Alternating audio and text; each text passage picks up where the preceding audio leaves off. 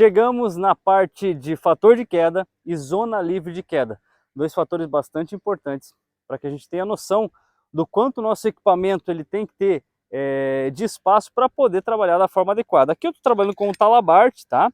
E quando a gente fala de zona livre de queda, antes de falar de fator de queda, é muito importante citar aqui a zona livre de queda, ela está descrita no seu equipamento. Então, nessa etiqueta do equipamento aqui do absorvedor de energia, ela vai estar escrita aqui. Essa aqui, por exemplo, é 4,9 metros. Ou seja, se eu tiver um fator de queda entre 200 e 600 kg força aqui nesse processo aqui, eu vou sofrer uma queda e eu vou ter uma abertura desse absorvedor. Esse absorvedor, para ele ter realmente a eficácia, ele precisa de 4,9 metros, porque aí se considera o tamanho do Talabart, o tamanho do absorvedor, as pernas da vítima e ainda calcula 1 metro de segurança dos pés até o chão. Então esse é o fator de queda. Para ele ser efetivo no seu fator de maior abertura, de maior amplitude, eu preciso de 4,9 metros. Isso vai mudar de fabricante para fabricante. É importante isso aqui, tá?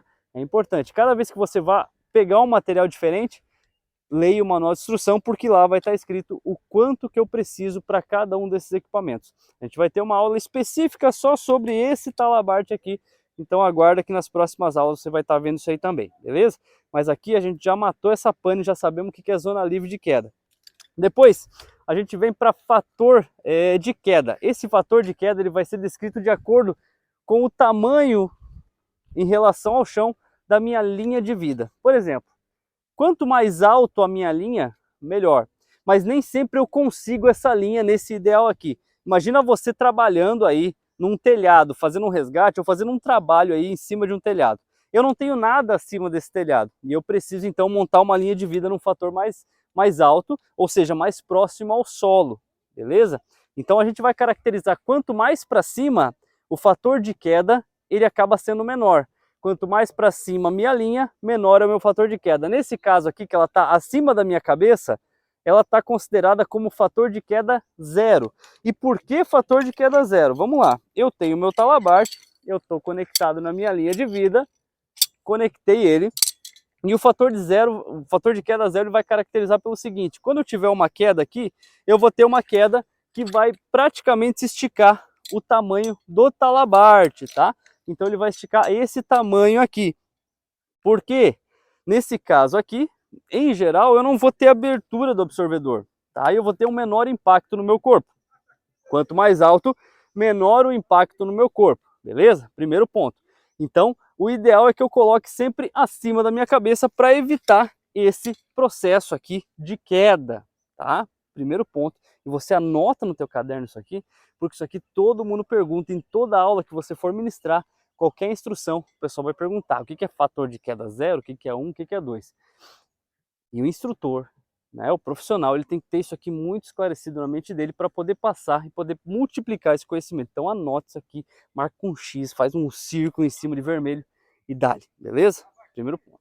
Olha só, mudei a minha linha agora, ela já não está mais acima da minha cabeça. Eu coloquei ela entre a altura do meu tórax e a altura da minha cintura. Quando eu coloco uma linha de vida nessa posição aqui, nessa altura do meu corpo, eu caracterizo ela como fator de queda 1. Por que fator de queda 1? Olha só, estou com o meu Talabart, estou conectado na linha de vida. Se eu tiver uma queda nesse ponto aqui, muito provavelmente eu vou sofrer o tamanho do absorvedor, aliás, o tamanho do Talabart para baixo. Então vai ter essa queda aqui, beleza? Esse é o tamanho da queda que eu vou ter. Nesse fator de queda 1, muito provavelmente eu já tenho a possibilidade de uma abertura total ou parcial do absorvedor de energia, tá? Então aqui já se faz muito necessário essa zona livre de queda para que eu não tenha nenhum tipo de problema de acabar atingindo o chão numa queda dessa aqui de fator 1. E agora apresento para vocês o fator de queda 2, tá? Nesse fator de queda 2, se eu tiver uma queda aqui, eu vou cair o tamanho do meu Talabart que eu tenho para cima da linha, o tamanho do meu Talabart que eu tenho para baixo da linha, então ele vai fazer um 180, tá? E aqui sim, quase certeza que esse absorvedor se abre, tá? Então ele tem muito mais potência. Se eu for considerar o fator de queda 1, né, 0 ou 2, todos esses têm potências de impacto de choque diferentes. Quanto maior o fator de queda, maior é a potência, maior é a energia de carga, a energia de pressão que vai estar sendo depositado no meu organismo. E com isso, a possibilidade de lesões, hemorragias, fraturas, enfim, síndromes, elas aumentam também conforme esse número vai aumentando. Então lembra, o ideal é que eu coloque lá em cima no fator de queda 0. Não consegui? Fator 1. Não consegui? Fator 2. Mas o que eu faço quando eu estou no fator 2? Né? Ou estou no fator 1? Eu aumento, aumento as medidas de segurança ao entorno daquela cena. Então eu melhoro proteção de barreira, eu evito de ficar muito sujeito a alguma estrutura que eu possa estar resbalando ou caindo. Então todo esse processo tem que ser dimensionado.